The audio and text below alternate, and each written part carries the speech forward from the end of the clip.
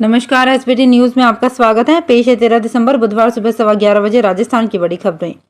Artificial intelligence पर global partnership event की शुरुआत मंगलवार को प्रधानमंत्री नरेंद्र मोदी ने की। ये इवेंट नई दिल्ली के प्रगति मैदान पर भारत मंडपम में 14 दिसंबर तक चलेगा। जीपीएआई समिट 2023 इवेंट के लिए पीएम मोदी ने देश की जनता को इनवाइट किया था। उन्होंने अपने एक लिंक्डइन पोस्ट के जरिए कहा, मैं आप सभी को एक अट्रैक्टिव प्रोग्राम में इनवाइट करना चाहता हूं जो एआई और इनोवेशन में प्रोग्रेस को सेलिब्रेट करता है। पूर्व शिक्षा मंत्री और भाजपा के अजमेर उत्तर विधायक वासुदेव देवनानी को विधानसभा स्पीकर बनाया गया है। देवनानी 5 बार के विधायक हैं और संघ की पृष्ठभूमि से आते हैं। वे 2 बार भाजपा सरकार में मंत्री भी रह चुके हैं। इस बार हुए चुनाव में उन्होंने कांग्रेस के महेंद्र सिंह रलावत को 8,630 वोटों से हराया था। देवनानी 1958 से आरएसएस से जुड़े थे। इसके बाद 1968 में विद्यार्थी परिषद में शामिल रहे। उनके विधानसभा स्पीकर बनाए जाने की घोषणा होते ही अजमेर फौज सागर रोड स्थित उनके घर के बाहर कार्यकर्ता और समर्थक पहुंच गए, जहां उन्होंने आतिशबाजी कर खुशी जताई और आपस में एक दूसरे को मिठाई खिलाकर जश्न मनाया। राजस्थान में कभी मुनीम रहे भजन लाल शर्मा प्रदेश के मुख्यमंत्री होंगे। शर्मा का जन्म भरतपुर जिले की नदबई तहसील के अटारी गांव में 15 दिसंबर 1968 को हुआ। स्नातकोत्तर की शिक्षा प्राप्त की। शुरू में भरतपुर में एक ठेकेदार के वहां मुनीम का काम करते थे। उन्होंने वर्ष 2003 में नदबई विधानसभा सीट से सामाजिक न्याय मंच के प्रत्याशी के रूप में चुनाव लड़ा, लेकिन चुनाव हार गए और उन्हें केवल 6,000 मत ही मिले और जमानत जब्त हो गई थी। आखिरकार कई दिनों तक चली गहमा गहमी के बाद ये तय हो गया कि भजन लाल शर्मा ही राजस्थान के अगले मुख्यमंत्री होंगे।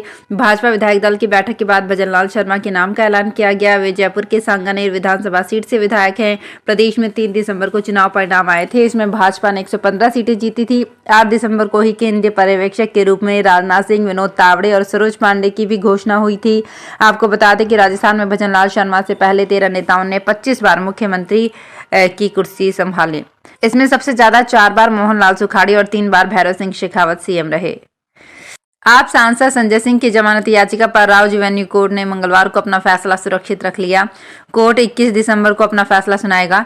ईडी ने संजय सिंह को 4 अक्टूबर को गिरफ्तार किया था। कोर्ट ने 11 दिसंबर को संजय सिंह की जुडिशियल कस्टडी 21 दिसंबर तक बढ़ा दी थी।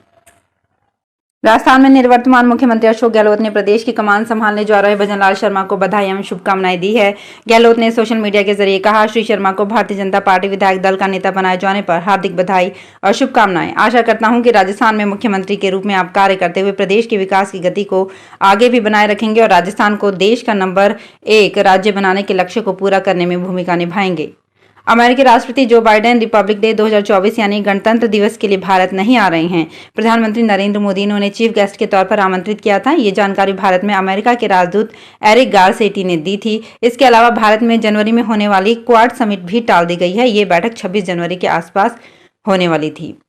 राजस्थान के भरतपुर के अटारी गांव में जन्मे भजन लाल शर्मा की पहचान मंगलवार शाम 4 बजे से पहले पहली बार जीते भाजपा विधायक की थी।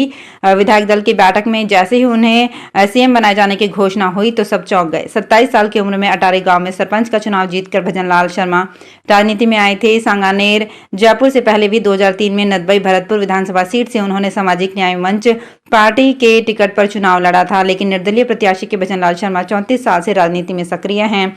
उन्हें 10वीं क्लास 1984 और 12वीं क्लास 1986 में नदबई के गगवाना हाई स्कूल से पास की थी। इसके बाद बीए 1989 में एमएसजे कॉलेज भरतपुर से किया था। 1993 में राजस्थान यूनिवर्सिटी से नॉन कॉलेज स्टूडेंट के तौर पर राजनीति शास्त्र से एमए किया था। युवा मोर्चा के नदबई मंडल के अध्यक्ष बनकर भजन लाल की बीजेपी में एंट्री हुई थी।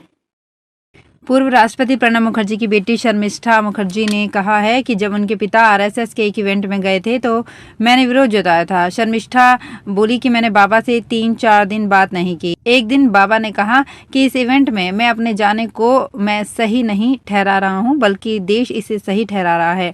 बाबा को लगता था कि लोकतंत्र का मतलब है खुलकर संवाद कर पाना।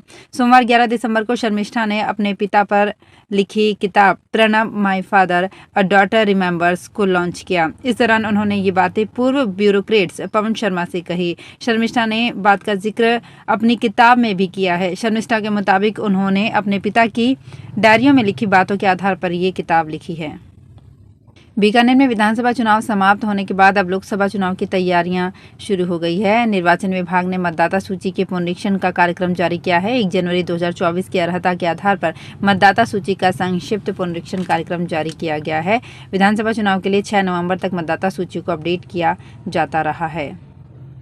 इन दिनों रणथंभौर में बाघिन रिद्धि और इसके शावकों की अटखेलियां देशी विदेशी पर्यटकों को खासी रोमांचित कर रही है। जब से जंगल में रिद्धि के शावक होने की जानकारी मिली है, पर्यटकों में भी खासा उत्साह है। वहीं बाघिन रिद्धि भी पर्यटकों को निराश नहीं कर रही है और पर्यटकों को रिद्धि सहित इसके शावकों की जमकर साइटिंग हो रही है। पश्चिम बंगाल के सीएम ममता बनर्जी 20 दिसंबर को नई दिल्ली में पीएम नरेंद्र मोदी से मिलकर राज्य सरकार के बकाया पैसों की मांग करेंगी। प्रधानमंत्री कार्यालय ने मोदी से मुलाकात के लिए ममता के अनुरोध पर सहमति दे दी है। बूंदी जिले के समस्त अखिल भारतीय ग्रामीण डाक सेवक संघ के कर्मचारी 7 सूत्री मांगों को लेकर अनिश्चितकालीन हड़ताल पर चले गए हैं। टोंक बूंदी के मंडलीय सचिव नवल किशोर माहेश्वरी ने बताया कि मंगलवार को 7 सूत्री मांगों को लेकर जिले के समस्त 175 शाखा डाकघर बंद रहे। इससे ग्रामीण क्षेत्र का संपूर्ण डाक कार्य का आदान प्रदान बाधित रहा। सीकर जिले की दांता रामगढ़ थाना पुलिस ने कार्रवाई करते हुए फर्जी डॉक्यूमेंट बनाकर बैंक से लाखों रुपए का लोन लेने वाले आरोपी को गिरफ्तार किया है।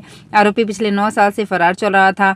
दांता रामगढ़ थाना पुलिस ने जानकारी देते हुए बताया कि 23 मई 2014 को पंजाब नेशनल बैंक दांता रामगढ़ के ब्रांच मैनेजर बाबूलाल बोयल ने पुलिस को रिपोर्ट दी। रिपोर्ट में बताया कि आरोपी आयुवान सिंह ने 14 अन्य कस्टमर के साथ मिलकर फर्जी डॉक्यूमेंट तैयार कर केसीसी लोन खातों से 74,80,000 का लोन लिया था। बैंक के कर्मचारियों ने जब लोन लेने वाले लोगों की जांच की तो सभी के डॉक्यूमेंट फर्जी पाए गए, जिसके बाद ब्रांच मैनेजर ने फर्जी डॉक्यूमेंट तैयार कर लोन लेने व बैंक के रुपए हड़पने का मामला दर्ज कराया।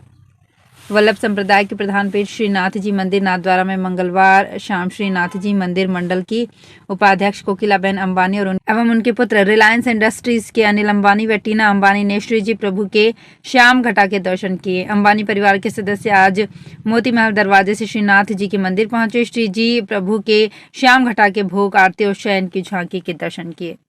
तो फिलहाल इस बुलेटिन में इतना ही। फिर हाजिर होंगे कुछ और बड़ी खबरों के साथ।